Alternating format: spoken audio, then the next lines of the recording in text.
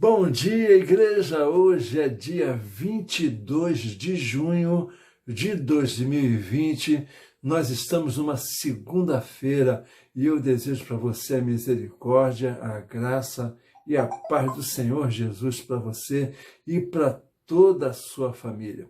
Eu queria agradecer muito por você estar nos assistindo. Agradecer também às pessoas que estão se inscrevendo em nosso canal. Muito obrigado a cada um de vocês.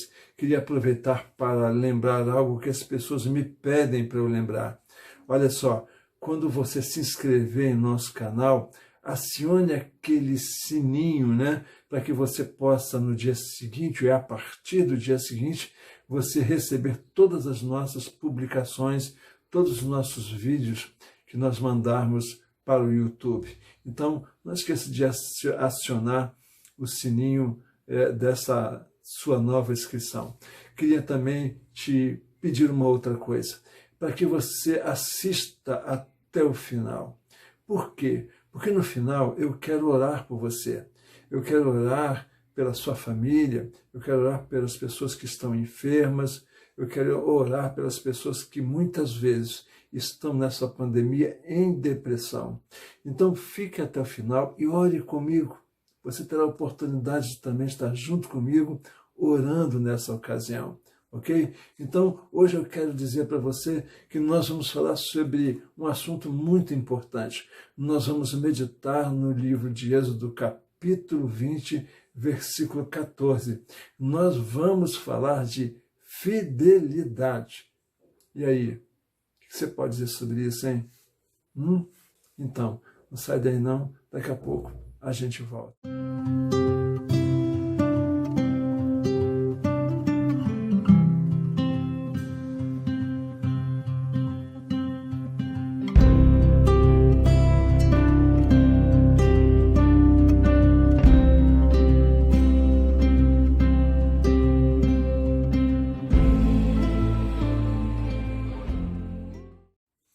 Bem, nós estamos de volta e eu queria ler com você Êxodo capítulo 20, versículo 14. Está assim escrito para nós: não adulterarás.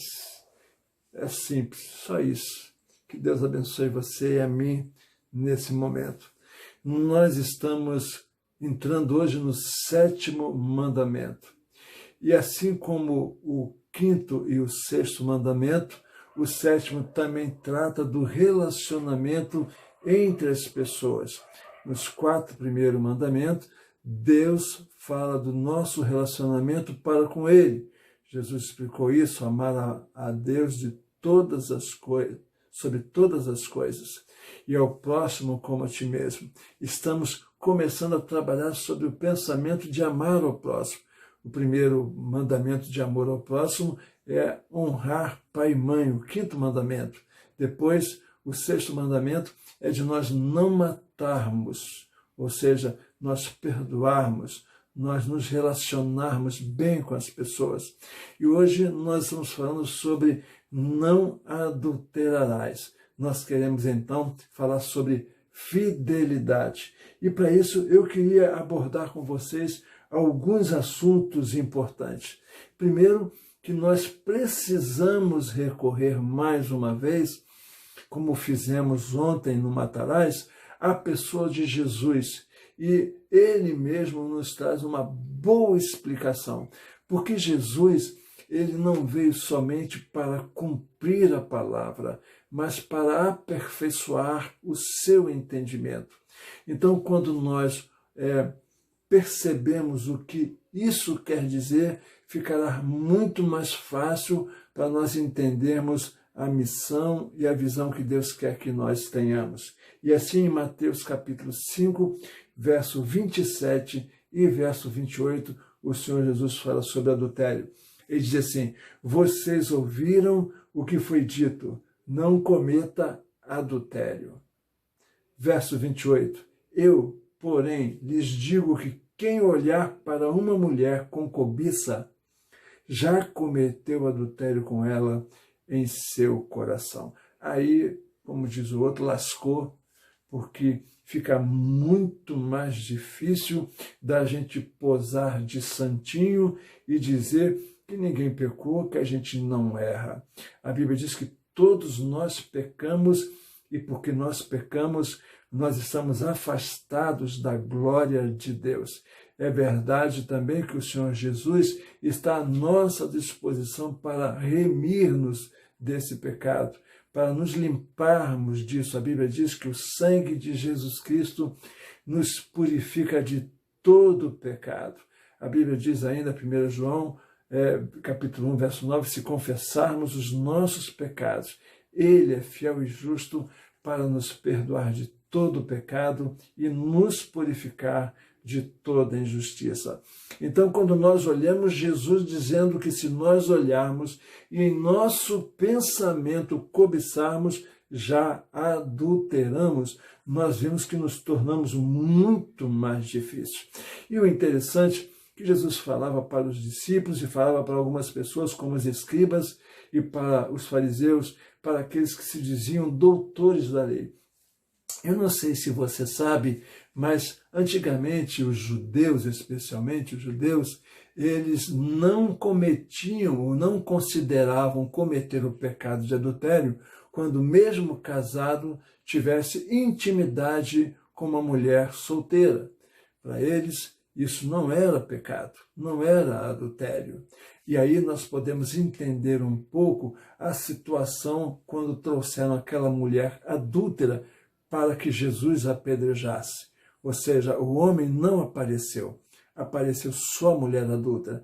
Por isso também o Senhor Jesus não cobrou a presença dos homens, não porque não estivesse o outro também em pecado, mas é que não adiantaria. O Senhor Jesus preferiu perguntar a eles ou autorizar aqueles que não tivessem pecado em apedrejar aquela mulher.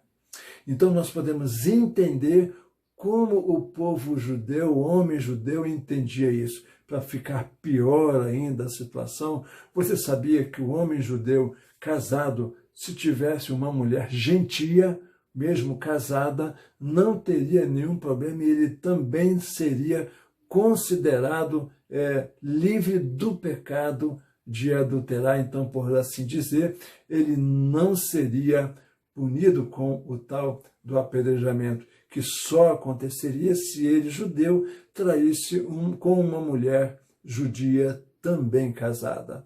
Tudo isso a gente vê que a interpretação dos textos precisavam ser reavaliadas e mencionadas por Jesus para que os seres humanos como nós e aqueles pudéssemos entender o sentido da fidelidade a qual se propõe o casamento. O casamento é uma figura da união de Jesus com a sua igreja para uma bodas que só vai acontecer quando o Senhor Jesus voltar. E enquanto não acontecem essas bodas, há necessidade de nós nos casarmos e essas bodas têm acontecido. Então, quando nós olhamos para o nosso casamento, nós precisamos entender o porquê não se admite a separação. Porque a separação não poderá existir em caso de Jesus e a sua igreja. Jesus não será infiel à sua igreja.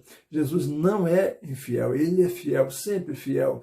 Embora a sua igreja possa ser infiel ao Senhor Jesus, o Senhor Jesus a trata e a cobre, mas não há como se separar desse casamento de Jesus e a igreja. Assim, aquela instituição que representa essa postura espiritual, também não pode haver separação. Mas eu gostaria de fazer algumas considerações com você, muito rapidamente, se for possível.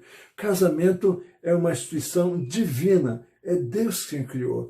Em Gênesis capítulo 2, verso 24, diz que, portanto, deixará o homem seu pai e sua mãe, e apegar-se à sua mulher, e serão ambos uma só carne. Como nós podemos ver, não é o cartório quem registra um casamento, mas é o pacto, a aliança do homem, a mulher e Deus. Casamento não é aquele contrato que a gente assina e depois, se não der certo, a gente separa. Não vulgarize aquilo que Deus espiritualizou. Não vulgarize aquilo que Deus tem um profundo respeito e Ele próprio instituiu. Outra coisa que a gente pode bem deixar claro aqui para você é que o que Deus ajuntou não pode separar o homem. Só há uma razão que Deus permite a separação. É exatamente a questão da infidelidade. Diz assim Mateus capítulo 5, verso 32. Jesus disse: eu, porém, vos digo que qualquer que repudiar sua mulher, a não ser por causa da fornicação, por causa da infidelidade, por causa da traição. É só essa circunstância que Jesus autoriza. No entanto, nós sabemos que o próprio Deus e o próprio Jesus recomenda a reconciliação, o perdão mútuo, que nós já aprendemos na área da família, quando nós falamos sobre honrar pai e mãe e também não matarás. Estamos preparados para perdoar também no casamento. Outra coisa que nós observamos e podemos perceber é que o pecado o adultério é um pecado contra o nosso próprio corpo. Por quê? Porque nós somos o templo do Espírito Santo. Todas as vezes que nós cometemos um pecado ou nós adulteramos, como é o caso do pecado que está em vista, nós estamos atentando contra o templo do Espírito Santo. Nós nos tornamos uma só carne com quem não deveríamos nos tornar. E aí há muita gente que às vezes tem intimidade com pessoas que servem a Satanás. E ao servirem a Satanás e terem essa intimidade, elas se tornam uma só carne com aquela pessoa. Olha o perigo que isso representa. Você precisa tomar muito cuidado em relação a isso. O que a Bíblia diz com relação ao meu comportamento em relação ao adultério? A Bíblia diz para nós fugirmos da imoralidade sexual. Nenhum outro pecado afeta o corpo como esse, pois a imoralidade sexual é um pecado contra o próprio corpo. Vocês não sabem que o seu corpo é o templo do Espírito Santo que habita em vocês e lhes foi dado por Deus? Vocês não pertencem a si mesmo. Eu não me pertenço. Eu sou propriedade exclusiva de Deus. Logo, Paulo, falando aos 1 Coríntios, capítulo 6, versos 18 e 19, diz que o pecado do adultério é um pecado contra o nosso próprio corpo. Outra coisa que eu preciso falar para vocês é como fugir desse pecado. A palavra está aqui em cuidar dos nossos pensamentos. O Senhor Jesus disse que quando nós olhamos e nosso coração pensamos, já adulteramos. Então a chave está na questão de nós tomarmos conta dos nossos pensamentos. E como é que nós vamos tomar conta dos nossos pensamentos, já que isso às vezes acontece tão de repentemente? Mateus capítulo 15, verso 19 diz assim: pois do coração vêm maus pensamentos, vem o homicídio, adultério, imoralidade sexual, roubo, mentiras e calúnia. Então você precisa cuidar de seus sentimentos. E como você vai cuidar dos seus pensamentos? Aqui em Colossenses capítulo 3, verso 2 diz: pensem nas coisas do alto e não nas coisas que são da terra. A primeira coisa que você precisa fazer é desviar seu olhar, é você pedir misericórdia a Deus.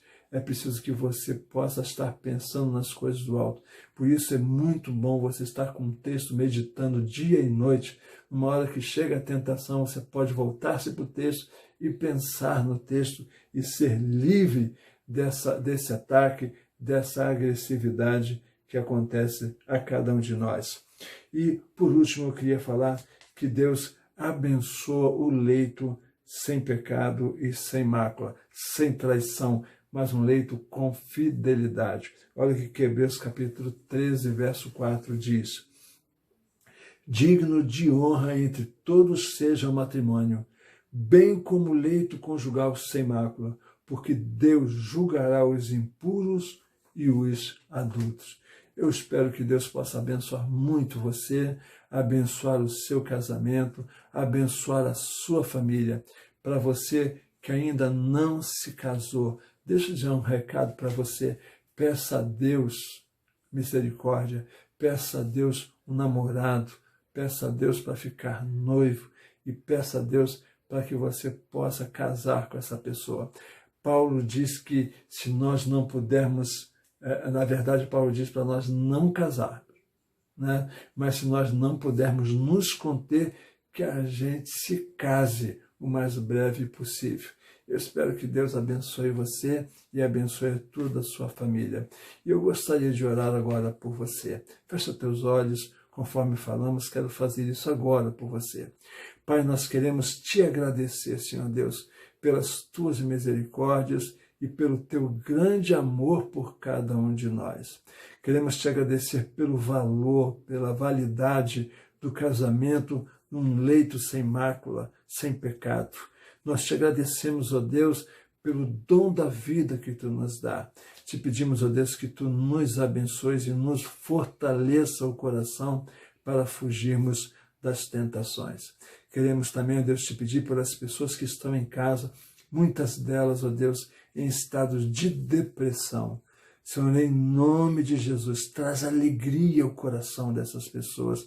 Tira, liberta essas pessoas da situação da qual elas se encontram.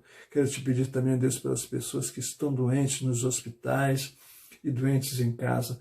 Pai de amor, Pai querido, cura cada uma dessas pessoas que estão doentes. Abençoa, Deus, com a tua proteção, todos os profissionais que trabalham nos hospitais e estão abençoando e se expondo para ajudar e abençoar a vida de pessoas que estão doentes, que estão enfermas. Seja, Senhor Deus, com as forças de segurança, as polícias civil, militar, as guardas municipais. Queremos te pedir a Deus que tu abençoes também a Polícia Federal, as Forças Armadas. Em nome de Jesus, Senhor, protege e cuida de cada uma dessas pessoas. Queremos te pedir pelos nossos políticos, nosso prefeito, pedir pelo nosso governador. Senhor, abençoa os nossos prefeitos e governadores. Abençoa, Pai de amor, o nosso presidente e seus ministros. Abençoa, Deus, o poder legislativo, o poder judiciário e o poder executivo, para que possam falar uma só coisa. E abençoe e traga paz à nossa pátria. Nós oramos agradecidos por tudo, Senhor Deus. Em nome de Jesus. Amém e amém. Que Deus abençoe você, Deus abençoe a sua casa e até amanhã, se Deus assim o permitir. Até lá.